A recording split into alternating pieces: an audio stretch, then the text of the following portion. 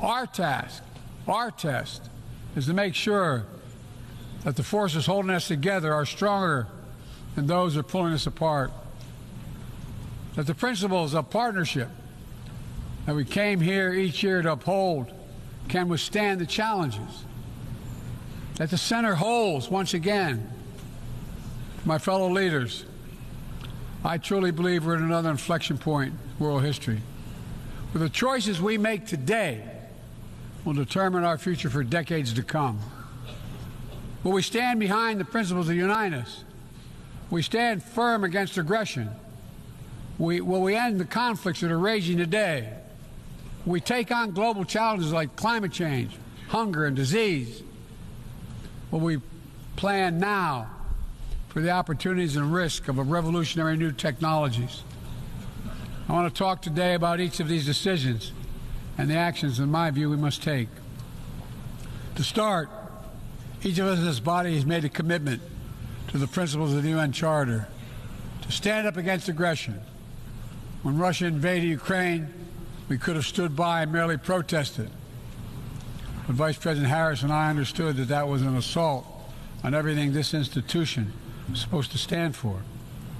And so, my direction, America stepped into the breach, providing massive security and economic and humanitarian assistance.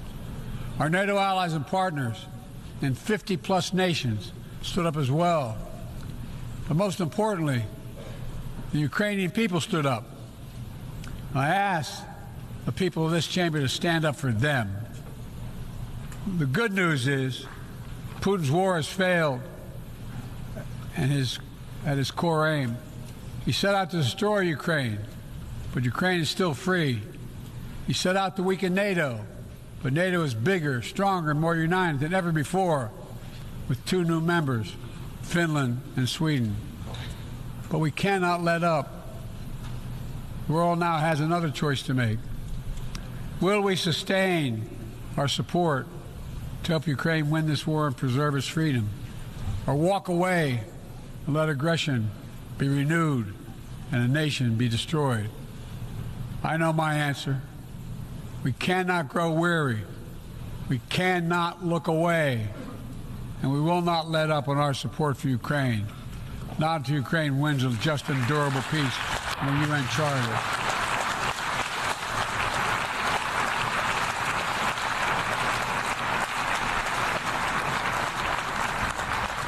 We also need to uphold our principles as we seek to responsibly manage the competition with China so it does not veer into conflict. We stand ready to cooperate on urgent challenges for the good of our people and the people everywhere. We recently resumed cooperation with China to stop the flow of deadly synthetic narcotics. I appreciate the collaboration. It matters for the people of my country and many others around the world. On matters of conviction, the United States is unabashed, pushing back against unfair economic competition, against military coercion of other nations in the South China Sea, and maintaining peace and stability across the Taiwan Straits, and protecting our most advanced technologies so they cannot be used against us or any of our partners. At the same time, we're going to continue to strengthen our network of alliances and partnerships across the Indo-Pacific. These partnerships are not against any nation. They're building blocks for a free, open, secure, and peaceful Indo-Pacific. We're also working to bring greater measure of peace and stability to the Middle East. The world must not flinch from the horrors of October 7th. Any country would have the right and responsibility to ensure that such an attack can never happen again. Thousands of armed Hamas terrorists invaded a sovereign state, slaughtering and massacring more than 1,200 people, including 46 Americans, in their homes and at a music festival. Despicable acts of sexual violence. 250 innocent. I've met with the families of those hostages. They're going through hell. Civilians in Gaza are also going through hell. Thousands and thousands kills, including aid workers. Too many families dislocated, crowding into tents, facing a dire humanitarian situation. They did not ask for this war that Hamas started. I put forward with Qatar and Egypt, a ceasefire and hostage deal. It's been endorsed by the UN Security Council.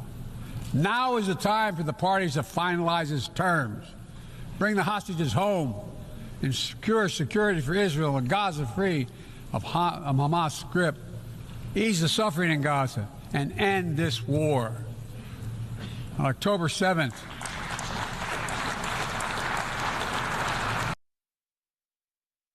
launching rockets into Israel. Almost a year later, too many on each side of the Israeli-Lebanon border remain displaced.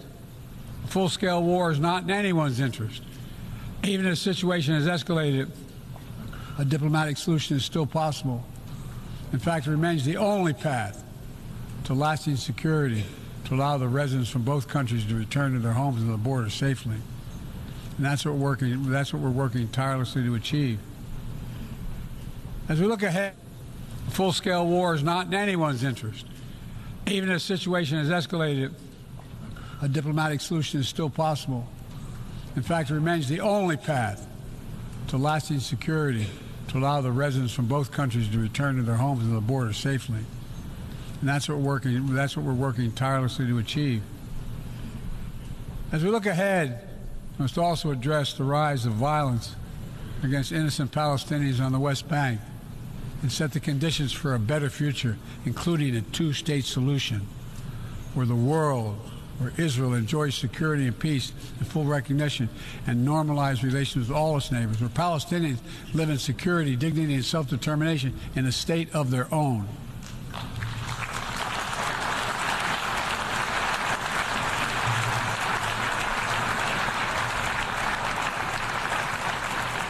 Progress toward peace will put us in a stronger position to deal with the ongoing threat posed by Iran.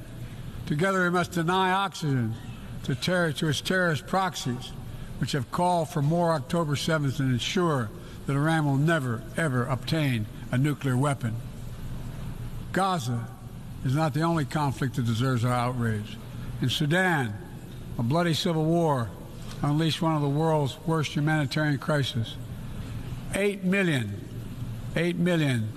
on the brink of famine. Hundreds of thousands already there. Atrocities in Darfur and elsewhere. The United States has led the world in providing humanitarian aid to Sudan. And with our partners, we've led diplomatic talks to try to silence the guns and avert a wider famine. The world needs to stop arming the generals, to speak with one voice and tell them, stop tearing your country apart. Stop blocking aid to the Sudanese people. End this war now.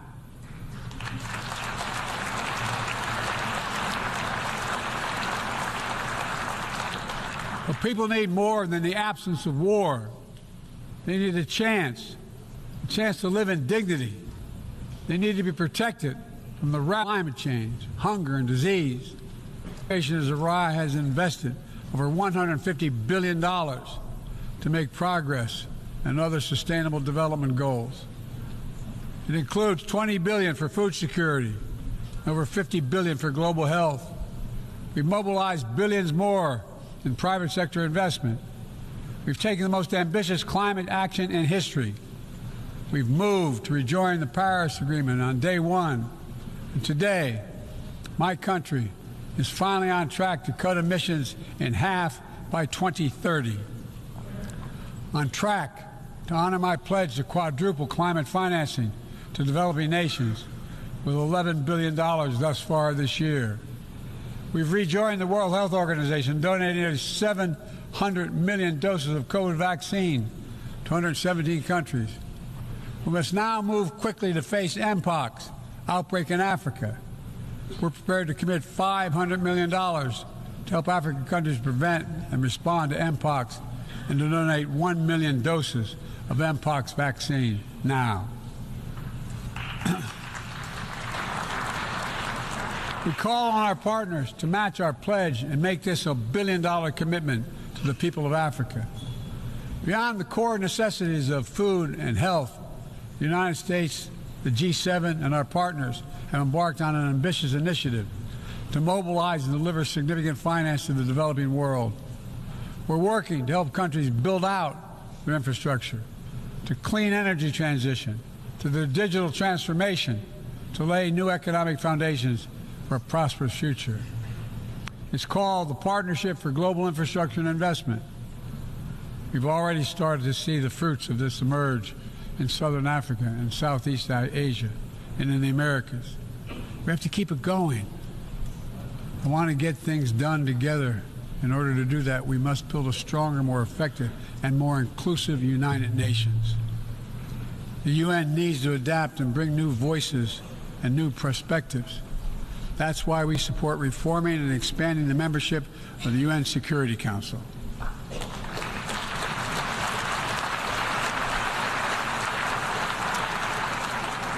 My UN ambassador just laid out our detailed vision to reflect today's world, not yesterday's.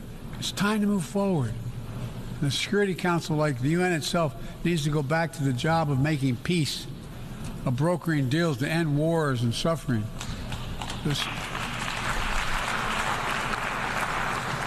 And to stop the spread of the most dangerous weapons, of stabilizing troubled regions in East Africa, from East Africa to Haiti, to Kenya-led mission that's working alongside the Haitian people to turn the tide. We also have a responsibility to prepare our citizens for the future. I argue, in the next 2 to 10 years than we have in the last 50 years. Artificial intelligence is going to change our ways of life, our ways of work, and our ways of war. It could usher in scientific progress at a pace never seen before, and much of it could make our lives better. But AI also brings profound risks, from deep fakes to disinformation, to novel pathogens, to bioweapons. We've worked at home and abroad to define the new norms and standards. This year, we achieved the first ever General Assembly resolution on AI to start developing global rules of the road. We also announced a declaration on the responsible use of AI, joined by 60 countries in this chamber. But let's be honest, this is just the tip of the iceberg, what we need to do to manage this new technology. Nothing is certain about how AI will evolve or how it will be deployed. No one knows all the answers. To my fellow leaders, it's with humility I offer 2 questions. First, how do we as an international community govern AI? As countries and companies race to uncertain frontiers, we need an equally urgent effort to ensure AI's safety, security, and trustworthiness. As AI grows more powerful, it also must grow more responsive to our collective needs and values. Benefits of all must be shared equitably. It should be harnessed to narrow, not deepen, digital divides. Second, will we ensure that AI supports rather than undermines the core principles that human life has value and all humans deserve dignity? We must make certain that the awesome capabilities of AI will be used to uplift and empower everyday people, not to give dictators more powerful shackles on the human spirit. In the years ahead, there may well be no greater test of our leadership than how we deal with AI. Let me close with this. Even as we navigate so much change, one thing must not change. We must never forget who we're here to represent. We, the people. These are the first words of our Constitution, the very idea of America. They inspired the opening words of the UN Charter. I've made the preservation of democracy the central cause of my presidency. This summer, I faced a decision whether to seek a second term as president. It was a difficult decision. Being president has been the honor of my life. There's so much more I want to get done. As much as I love the job, I love my country more. I decided after 50 years of public service, it's time for a new generation of leadership. My fellow leaders, let us never forget, some things are more important than staying in power. It's your people.